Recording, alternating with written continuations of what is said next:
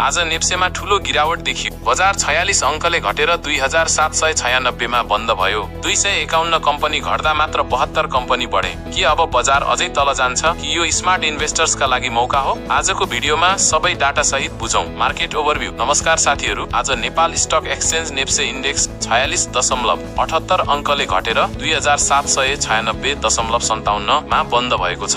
आजको बजारमा 72 कम्पनी बढेका छन् भने 251 कम्पनी घटेका छन्। 6 वटा कम्पनीको मूल्यमा भने कुनै परिवर्तन देखिएन। यसले के देखाउँछ भने आज बजारमा सेलिङ प्रेसर धेरै थियो। Market trend. आज बिहान बजार सुरु हुँदा नेप्से करिब 2850 नजिक पुगेको थियो, तर त्यसपछि लगातार बिक्री चाप आउँदै जाँदा बजार बिस्तारै डाउनवार्ड ट्रेन्डमा गयो। दिउँसोपछि बजार अझ कमजोर भयो र अन्त्यमा 2796 मा आएर रोकियो। Market sentiment. आजको बजारले के देखायो भने लगानीकर्ताहरू अहिले प्रफिट बुकिङ गर्ने मुडमा छन्। विशेष गरी हाइड्रो पावर र ब्याङ्किङ सेक्टरमा आज धेरै सेलिङ प्रेसर देखियो। लगानीकर्ताका लागि सन्देश, तर अनुभवी लगानीकर्ताका लागि यस्तो बजारको गिरावट एउटा अवसर पनि हुन सक्छ। यदि तपाईँ लङ टर्म इन्भेस्टर हुनुहुन्छ भने स्ट्रङ फन्डामेन्टल भएका कम्पनीहरूमा बिस्तारै बाइङ गर्ने रणनीति अपनाउन सक्नुहुन्छ। भोलिको बजारको अनुमान। अब प्रश्न उठ्छ, भोलिको बजार कता जान्छ? यदि सेलिङ प्रेसर कम भयो भने नेप्से 2800 कोलम सपोर्टबाट बाउन्स ब्याक हुन सक्छ, तर यदि बिक्री गर्ने क्रम जारी रह्यो भने बजार 2750 कोलम सपोर्टतिर पनि जान सक्छ।